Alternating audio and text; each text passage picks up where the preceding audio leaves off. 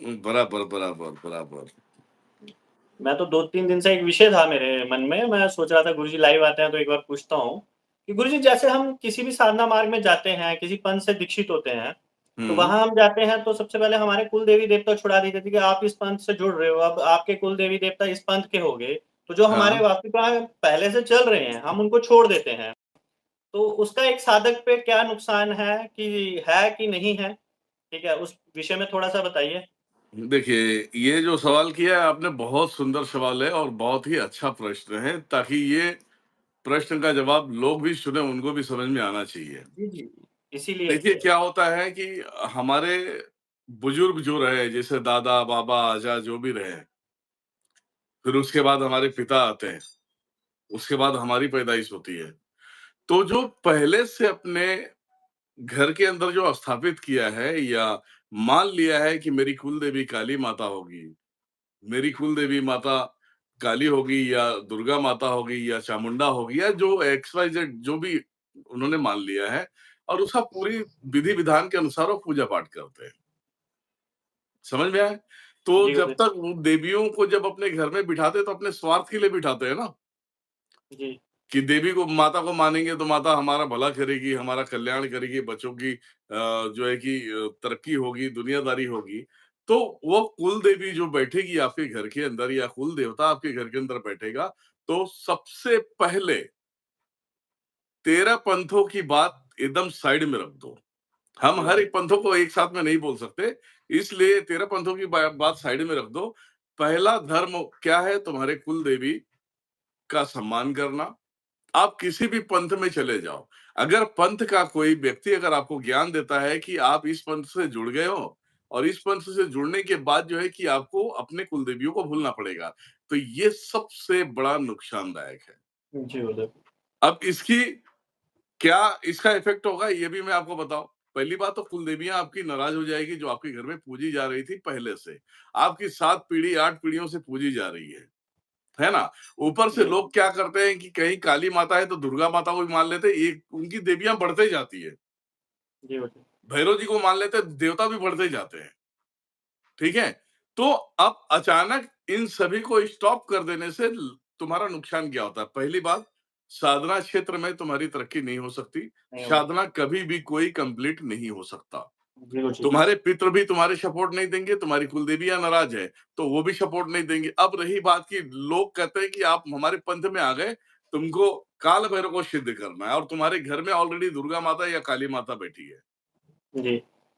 आपको कि कोई भी सिद्धि करनी है, तो पहली बात जो भी अगर गुरु मंत्र मिलता है, पहली बात गुरु मंत्र इनकी किताबी ज्ञान है। इनके अब्बा जान ने तो दिया नहीं है कि ये सिद्ध करवा देंगे तुमसे।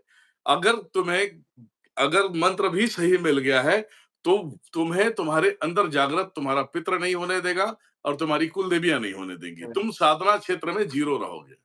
जी, गुरुजी। तुम्हें कुछ भी हासिल नहीं होगा। इसका प्रमाण मैं आप सभी को दे देता हूँ, ताकि आप सभी को समझ में आना चाहिए। जो हमारी कुलदेवी होती है, वो हमारी पहले पूजनीय होती है। यही बात मैं आप सभी को बताता हूँ कि मैं जब मेरी कुलदेवी जो थी मारुका, मैं उसे नहीं मानता था।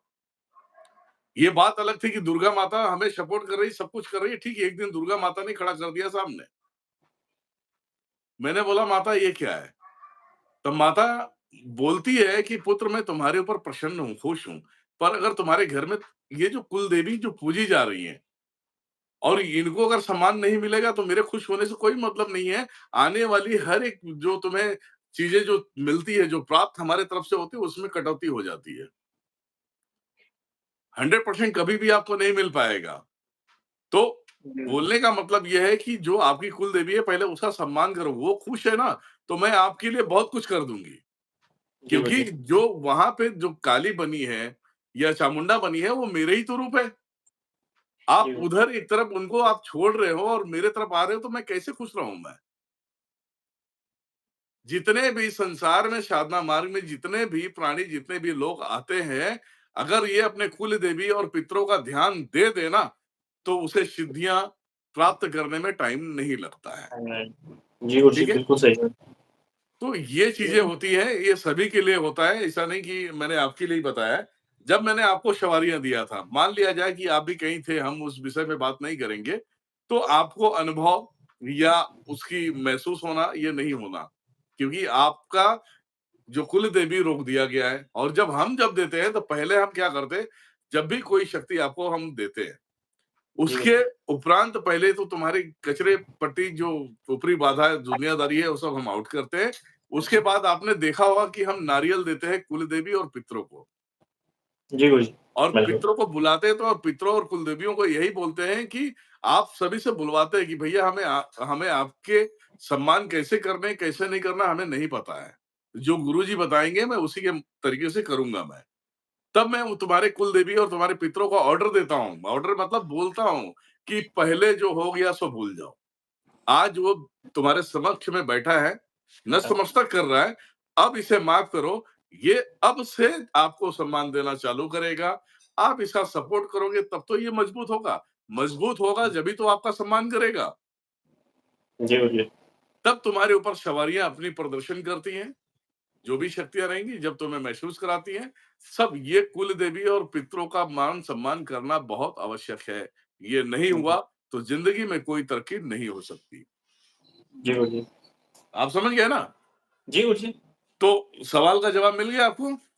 गुरुजी जी, बिल्कुल गुरुजी। बस कई लोगों को इस सवाल का जवाब मिल गया होगा, क्योंकि बहुत सारी जगह ये चीज़ें होती हैं कि कुल देवी-देवता छुड़ा देते हैं, ना तो वो साधना मार्ग में आगे जा पाते हैं, ना अपनी मटेरियल लाइफ में आगे जा पाते हैं, दोनों देखिए, में रोक पहली लग बात जाती है। इसमें एक चीज़ और जोड़ देता हूँ ताकि आप सभी को मालूम करना चाहिए, जिस टाइम पे तुम्हारे कुल देवी और पितरों को कुल देवी का सम्मान मिलेगा तो पितृ तुम्हारा सपोर्ट करेगा। जी गुरुजी। जिन पितरों ने कुल देवी स्वरूप में लाया है, वही पितृ देख रहे कि कुल देवी का सम्मान नहीं है तो तुम्हारा सम्मान कहाँ से करेंगे वो? तो उनके जी, अंदर लक्ष्मी अपने आप बद्धित हो जाती है। जी, इनके रोज़ी-रोज़गार में रुकावट आ जाती है। इनको ऐसी चीज़ें होती कि इनको चिड़चिड़ापन चालू हो जाता है, इनके घर में इनका खुद का मन नहीं लगता, एक-दूसरे से झगड़े होते हैं। जी गुरुजी। और इसमें बड़ी बात ये है ना कि जब ये कुल देवी नाराज़ हो गई और पितृ नाराज़ हो गए ना, तो घर में आप ठीक रहोगे, बीबी बीमार हो जाएगी, बीबी ठीक रहेगी, बच्चा बीमार हो जाएगा, बच्चा ठीक रहेगा, बाप बीमार हो जाएगा। ये जी गुरुजी, क्रियाएँ बिल्कुल। तुम्हारे पास कंटिन्यू चलता रहेगा जब तक उनका सम्मान नहीं मिलेगा। सामान जी ठीक है? गुरुजी, बिल्कुल। तो जी ये गुरुजी। सब सारी चीज़ें हैं और बताइए? बस गुरुजी दूस